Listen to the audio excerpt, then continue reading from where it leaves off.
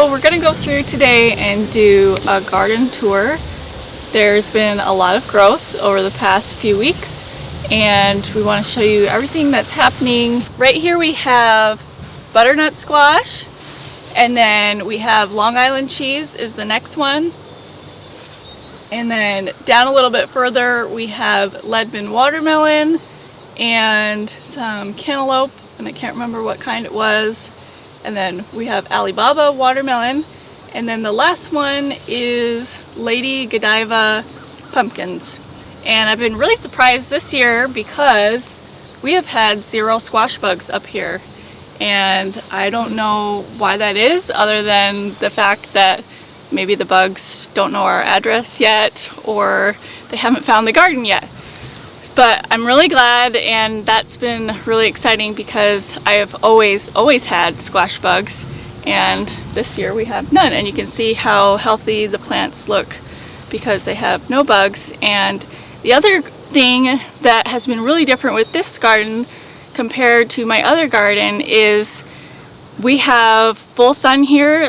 And when I say full sun, I mean 12 hours, a full day worth of sun. And in our other garden we're getting about 8 hours, and so there's been a huge difference in how much the plants have grown and how well they are standing up to disease as well, because they dry really quick in the morning, and so we don't have a lot of the problems that we had at our other garden. So that's been really nice. Okay, next up in our garden tour is the corn, and this is our second planting of corn.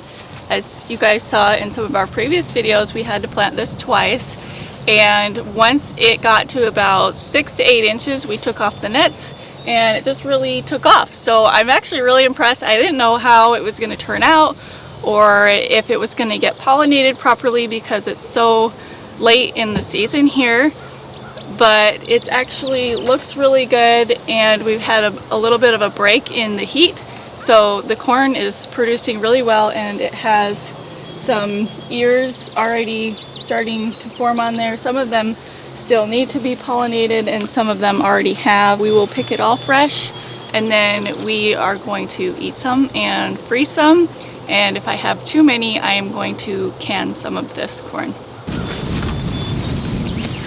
So next we have the sweet potatoes, and you can see in this area, this is where I left one row bare here to allow the sweet potatoes to grow over, and I'm realizing now that I should have had that covered up with some kind of a tarp, and then we could have controlled the weeds a little bit better.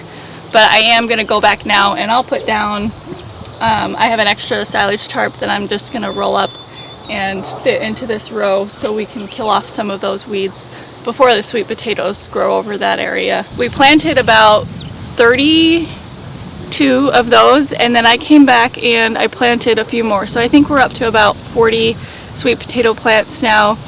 Okay, so right here we have cow peas, and these are a favorite variety of mine. It's Ozark Razorback cow peas. They did so well for me last year that I saved the seeds and planted them again, and they stand up really well to disease, and they really love the heat, which is great for our area here. It's really good to plant things that work well for your area, and this is one that I've had a lot of success here, and we use those cow peas in place of dried beans in a lot of our soups and things like that. These will dry on the stalks here, and then we'll pick them all up, and then we shuck them later in the winter when we have more time to do that. So next up is tomatoes, and these are our second session of tomatoes, and then we did a first one, it was about a month before these ones we put in the ground. So actually our first succession of tomatoes is doing okay, but it's actually not doing as well as the second. I think these ones were planted in a lot more heat and they took right off, whereas the others, the heat was up and down and they struggled a little bit. So these ones, we do a Florida weave for our tomatoes, and we just use the T-post to hold them up. and we're still in the process of getting all of these tied up because it's a continual process as they grow. And to be honest, it's been really hard to keep up with this many tomatoes and keep them all tied, but we are getting there with that. And if you don't get them tied in time, it's not the end of the world, but they are a little bit easier to pick when you do have them tied up. Okay, so this is the more tomatoes here, but I wanted to talk about this really quick because I'm actually planning on pulling up this batch of tomatoes.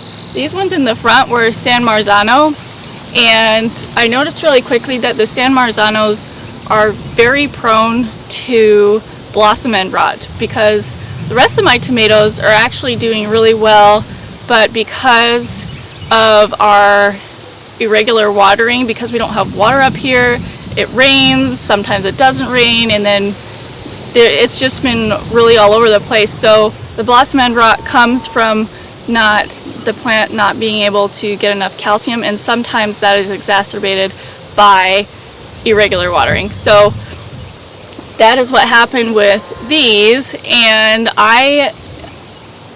there's a few plants that are okay, but for the most part I haven't been able to correct the problem, so I'm just going to go ahead and pull those out because I have several other types of paste tomatoes that I can use instead, and these ones just aren't producing well. So I like to keep my garden, all of it, very productive, and if a part's not producing, then it just comes out. So these will be coming out in the next week or so. So there is one last part of the garden that I forgot to show you guys, and it's because we just planted it, and right behind me, you can't see anything there, but this area has carrots, cabbage, radishes, and it has Chinese cabbage.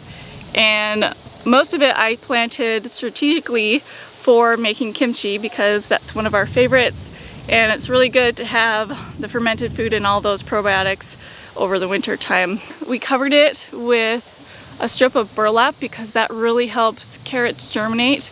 They have a hard time germinating otherwise. They take a long time.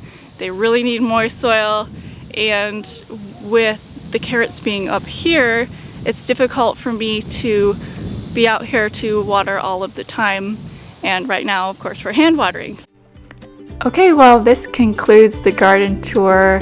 I hope you guys enjoyed it and were able to get something out of it. I'm just doing one last walkthrough of the garden right here so you can kind of get a feel for where all the plants are. This has been a really fun year. We've had a lot of successes and challenges so far.